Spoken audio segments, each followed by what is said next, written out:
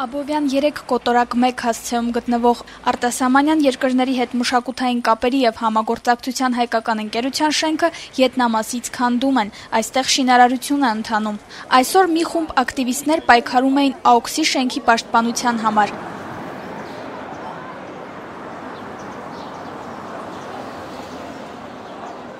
Մինչ այդ ճարտարապետ քաղաքաշինարար Սարհատ Պետրոսյանը մեզ հետ զրույցում նշեց. Մասնագետները շենքը դրել են պահպանվող հուշարձանության մեջ։ Սա օրենքով պահպանվող հուշարձան է, սրանով սահմանվում է։ Դա ոչ իմ, ոչ ձեր, որևէ մեկի ցանկություն չի, ոչ էլ կառուցապատող։ Սա հուշարձան է, հուշարձանի հետ իրականացվող գործընթացները պահանջում են հատուկ վերաբերում։ Մենք տեղեկացված չենք։ Սա նշանակում է, որ տեղեկացում իրազեկում տեղի չունեցի, դա արդեն իսկ օրենքի խախտում է։ Լրագրողներին և ակտիվիստներին շենք հրավիրեցին, բոլորին ընդհանուր պարզաբանում ներկայացնելու նպատակով։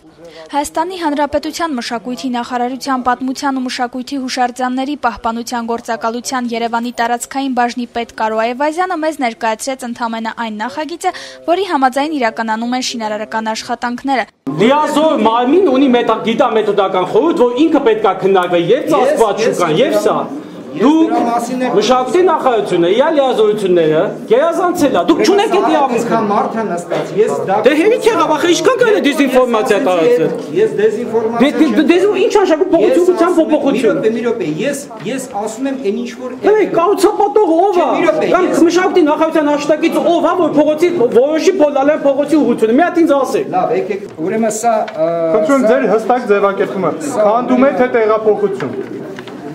Ուրեմն հստակ ասեմ, սա Մի րոպե, խնդրում եմ լսում ենք բոլորս։ Մոնտաժումը որպեսզի վերականգնվի։ Ապա մոնտաժման մասին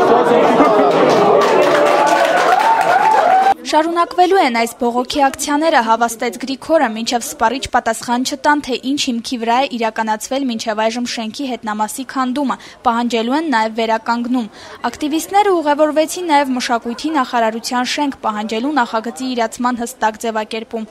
Սակայն մշակույթի նախարարը տեղում չէր, իսկ փոխնախարարը պահանջեց գրավոր ներկայացնել բոլոր բողոքները։ Հորդորում ենք եւ պահանջում։